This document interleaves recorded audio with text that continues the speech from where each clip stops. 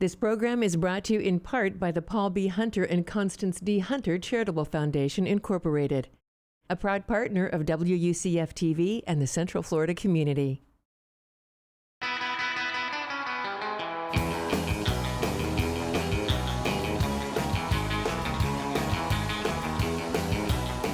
Welcome to a journey through history. This is Central Florida Road Trip.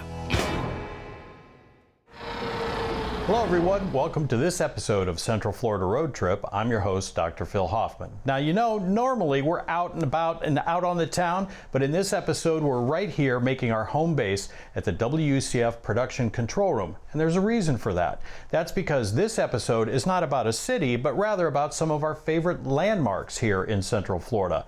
We're going to start off with the landmark that's beloved by all the people who live in the City Beautiful. It's so important, in fact, it's even on the flag. In 1873, Jacob Summerlin, a successful cattle baron, came to Orlando and purchased the tract of land on which Lake Eola Park now sits. Flash forward 80-plus years when a prominent local banker, Linton E. Allen, impressed by the fountains he saw in his travels, had a vision for Lake Eola and the City Beautiful. The idea came up in 1956 from a civic organization of which Mr. Allen was the chairperson at that time. And they thought that that Orlando needed some type of iconic fountain. And they probably were the first to come up with the idea to put it in Lake Eola. And so they did that, and they actually got funding in 1956. And by fall of 1957, the fountain was built. The aptly named Centennial Fountain was unveiled in time to mark Orlando's 100th anniversary. Originally planned to be placed in the center of Lake Eola, it was repositioned a little to accommodate the 80-foot sinkhole in the middle of the lake. The fountain is 60 feet long, 18 feet high, and supported by pilings sunk more than 60 feet into the lake bed. More than 320 tons of concrete were used in its construction. There's a lot of fountains around that aren't necessarily in a lake or pond or water that are very functional and do the things that this particular fountain does. So the fact that they thought of it as a iconic type of structure that was going to be supported from the bottom of a lake, rise up, and actually most of the structure is above the lake, was kind of new. So that was an engineering feat all its own. I think that was remarkable in that they had the kind of visioning to say, we're going to put it in the lake, we're going to use lake water, which is, it's different kind of pumps, it's different kind of lights, it's the nozzles have to be such that, a little bit of debris doesn't hurt them that much, so to speak. So, and the number of gallons it takes to make an effect from being viewed that far away. I mean, we're pumping anywhere from 4,500 to 6,000 gallons per minute. In 1965, the Centennial Fountain was renamed the Linton E. Allen Memorial Fountain in honor of the man who was so pivotal in bringing the vision to life. After being struck by lightning in 2011, the fountain required some significant refurbishing. Updates included both energy-saving technology and a pretty good boost to that famous center stream. The stats for the fountain before were somewhere in the neighborhood of an 80-foot high column of water, but it was bigger pumps. We're more efficient now, and the top spray can shoot up to 100 feet in the air. That's massive pump power in the bottom of that fountain. We're saving approximately $41,000 a year in energy savings compared to what it was 12, 15 years ago. Through the years, the fountain has become more and more meaningful for residents and visitors alike. There's just hundreds of examples, thousands of examples of personal identity that people of Orlando have with the fountain. It may be something to a jogger who runs around every morning and sees it and just knows it's there and will actually call us if there's something not right. If one of the lights are out of position, or if a spray isn't working, or if it's off, we get a call. And then there's also people say, I used to visit as a child and my mom would bring me here so that I could see the fountain, or my husband proposed to me here at the fountain, overlooking the fountain. So, and some people come back and actually have their weddings in the park because it just means that much to them. From the city flag to the corner street signs, now more than ever, the Linton E. Allen Memorial Fountain is an iconic landmark for the city of Orlando.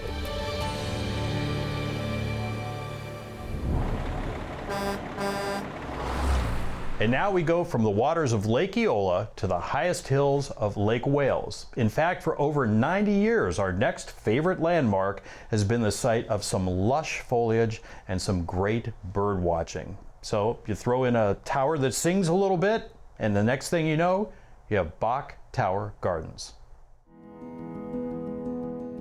Our history actually begins 90 years ago, and it begins with our founder, Edward Bok. He was really noticing around the turn of the century how much Americans were becoming disconnected from each other, as well as disconnected from nature. And the word that he used was Americans were becoming too electrified. And so these beautiful gardens really came out of that dream to create a place for Americans to really go to be inspired by the beauty that nature gives us, as well as the beauty that comes from beautiful music and art. Construction on the tower began in 1927. The brown stone is coquina stone, the same that's used in the fort at St. Augustine. The pink is Georgia marble. Mix in a little mosaic tile and some unique carvings, and you can see the beauty of Bok Tower. From the bottom of the tower to the top, you're really going to see this beautiful interplay of natural inspired images. This is a feat of American ingenuity and American architecture. On opening day, we were dedicated by Calvin Coolidge, and on that day, they estimate there were anywhere from 50 to 100,000 people here. So back in the 20s and 30s and 40s, this is where you came. A lot of our visitors say, oh, it's a beautiful castle. Actually, it's the world's largest musical instrument. So the carillon houses 60 bells, bells that range everywhere from, a couple of thousand pounds all the way up to 6 tons. And the bells are played almost like a piano. There are sets of hand pedals as well as foot pedals that the carillonneur uses to create the beautiful music. I've been playing the carillon since I was 5 years old, since my dad is also a carillonneur. This is definitely my favorite instrument, just because of that, the setting, the tower, the style, the beautiful heavy bells, 60 tons, it's incredible. And there is no place like this. Bok Tower Gardens is really, really unique. The location, the setting, historical instruments, 60 bells, 60 tons, which is incredible heavy. It's just gorgeous. The bell music really is there to inspire the nature that surrounds you and to really engage all of your senses. The carillon can feature music from Mozart and Beethoven and all the beautiful classical musicians, but we can also play Lady Gaga as well as some of the heavy metal hits. So we've even played AC/DC on the carillon.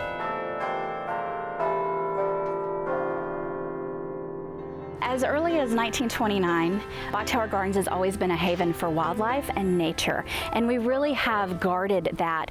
So it's been our goal as well as our mission to really preserve everything that you see for generations to come. And so everything that we do here at Bok Tower is really about preservation and conservation. So in those 90 years, we've really done a great job of providing a place where generations can come and enjoy.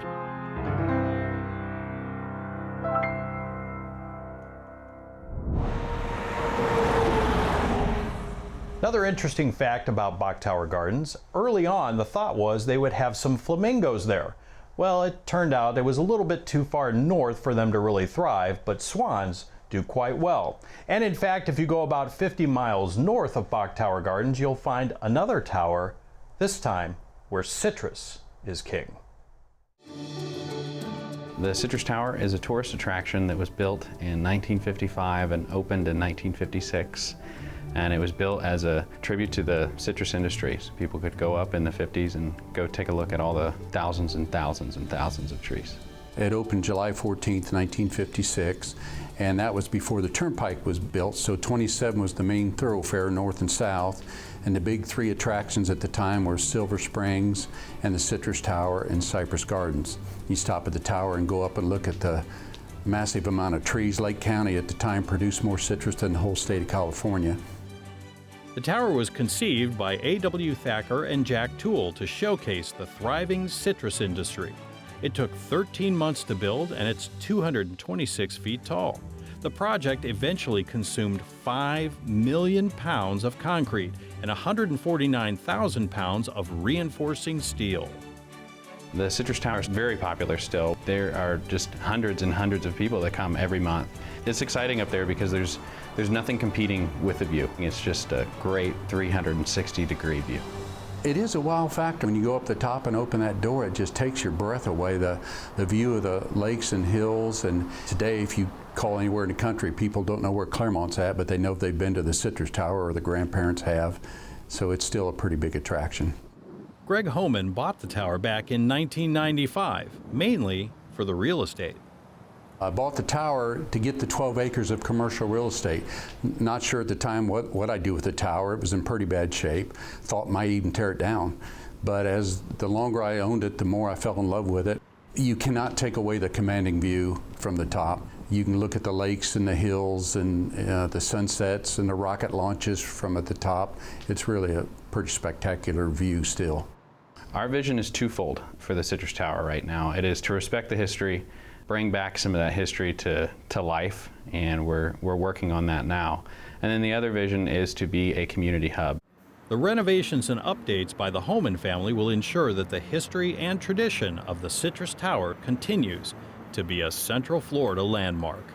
It's Clermont's claim to fame, and it was important for Clermont that the tower stay alive, and I feel like the Homan family is the current caretaker for Clermont's Citrus Tower, and it's important that it keep going.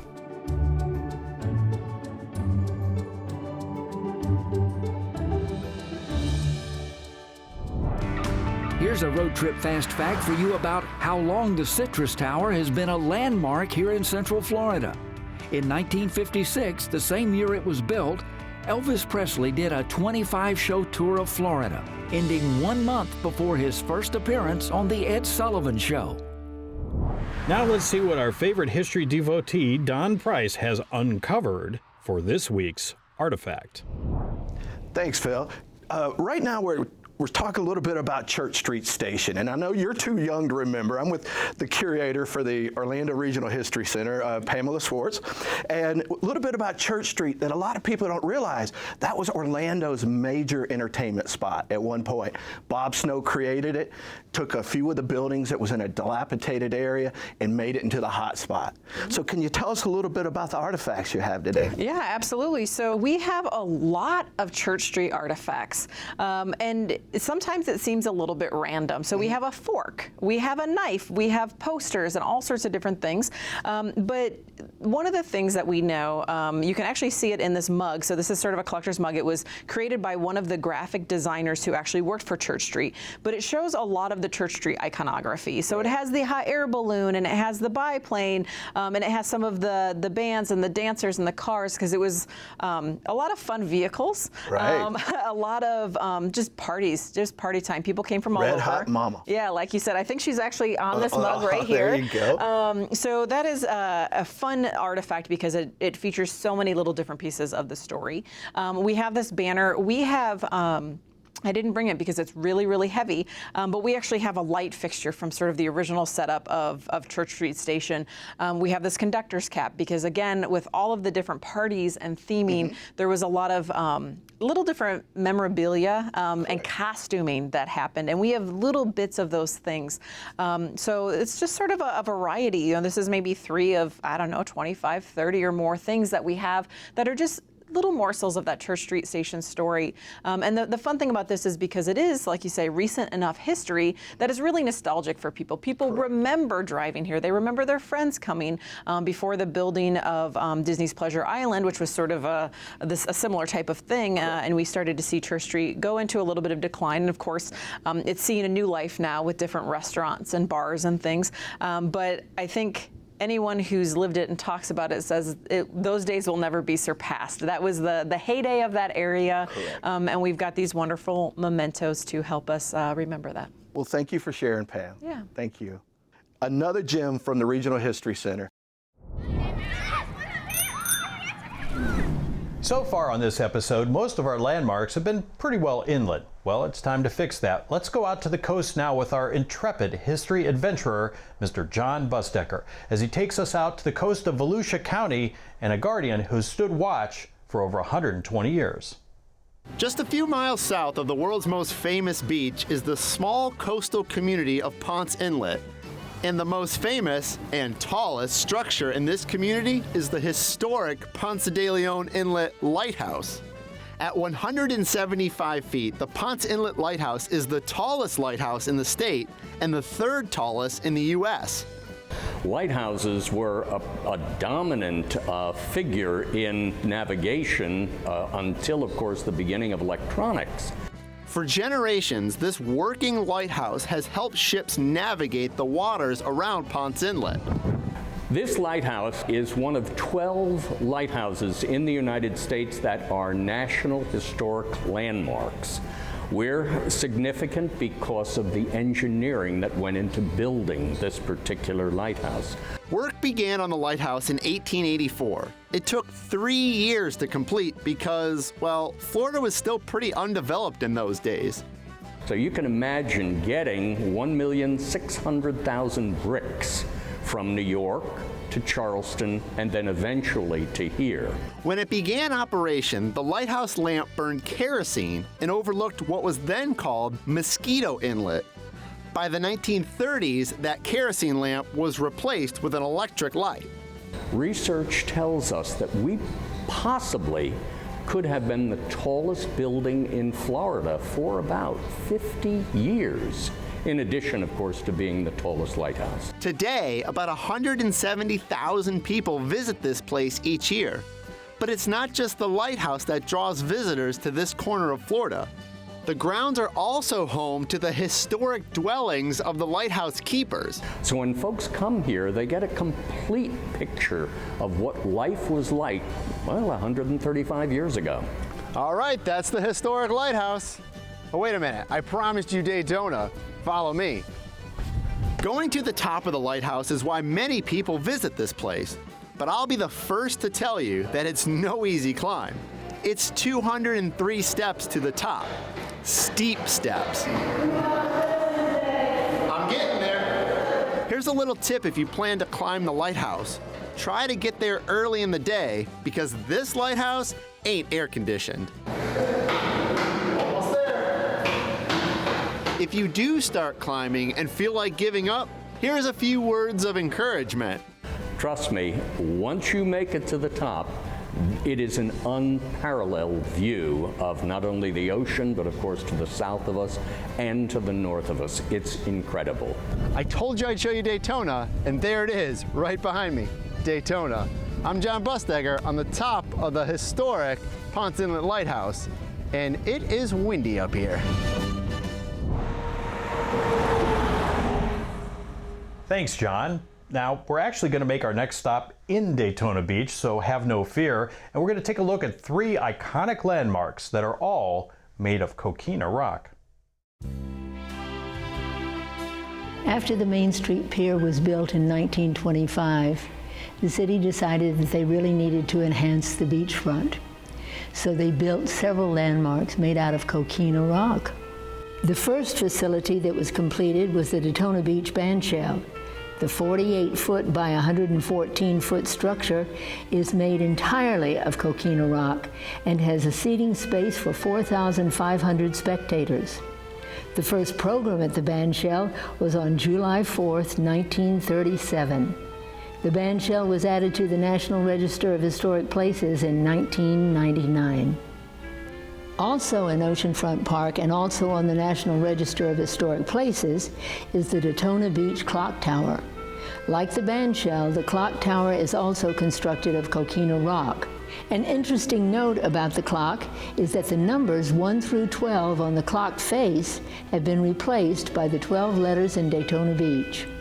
The landmark was officially renamed the Sir Malcolm Campbell Clock Tower in honor of the famous racer who set numerous land speed records on the sands of Daytona Beach. Originally, the project became known as the Broadwalk, but gradually it became known as the Boardwalk.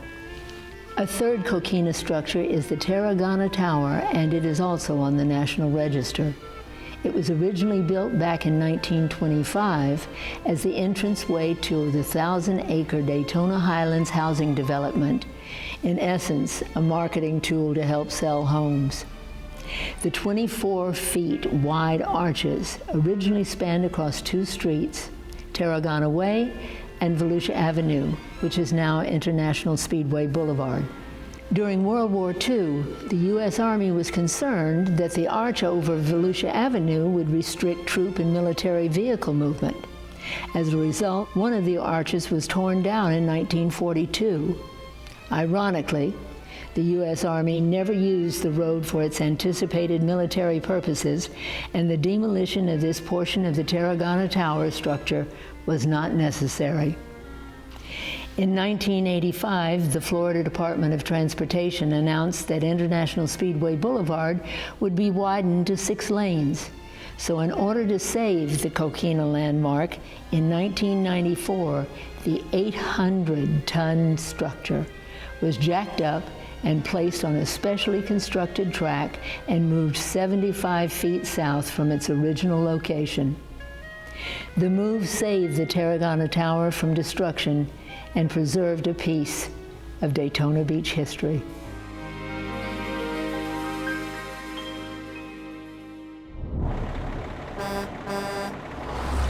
We started off this episode telling you we were going to be visiting landmarks and not towns. Well, get ready for a bit of a holiday miracle, because this next landmark is actually both. On Christmas Day in 1837, Brigadier General Adam Eustis led a large force of over 2,000 troops, 1,000 horses, and 70 wagons to a point close to the St. Johns River and built Fort Christmas in just 1 week. It was one of a chain of about 200 forts built across Florida during the Second Seminole War. And yet, that is not the landmark we're talking about. We are in Christmas, Florida at the post office, and we have people that come from all over to mail their Christmas cards here. Every December, people flock to this small building in East Orange County for one simple thing. They want their cards and their packages to say, "We mailed these from Christmas." With a population of a little over 1,100, the Christmas post office is usually a fairly quiet place. That is, until the holidays roll around. It's crazy around here. We send out about 8 cages of packages throughout the day, and normally we send out 2. The idea of getting this very special postmark on your holiday greetings has been a popular Central Florida tradition, but it seems to be spreading well beyond the town limits. We have a family from North Carolina that makes sure they have their vacation around Christmas time so they can come in here and mail their cards. You know, we have visitors that are in the Orlando area that drive down here. You know, we've had people from Germany a few days ago that came in. I've talked to people from Australia, New Zealand, and they feel closer to the holiday, and we feel very close about Christmas. And as if a postmark that says Christmas isn't enough, the Christmas Post Office adds a few extra touches to make it even more special for their patrons. We have a special postmark for Christmas. It's 5 Christmas trees across, and it says "Greetings from Christmas, Florida." We also have some rubber stamps that people like to decorate. They all say like "Greetings from Christmas, Florida," things like that. And you know, people come with their kids every year. We have people that mail cards to us to do a remail because they want our postmark. So whether you're plenty early mailing your notes to family and friends, or trying to get in that last-minute plea to Santa, it's Christmas all the time in Christmas, Florida.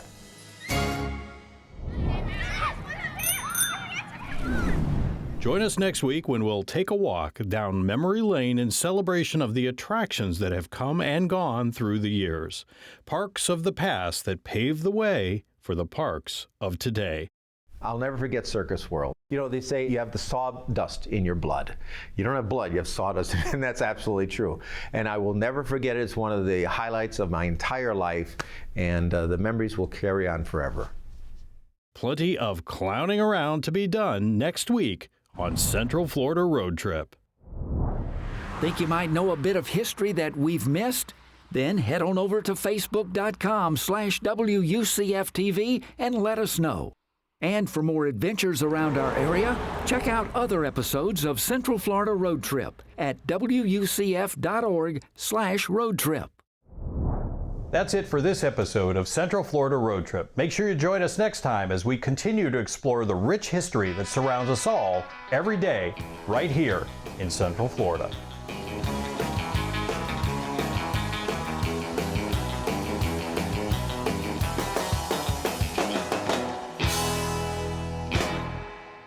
This program is brought to you in part by the Paul B. Hunter and Constance D. Hunter Charitable Foundation, Incorporated, a proud partner of WUCF-TV and the Central Florida community.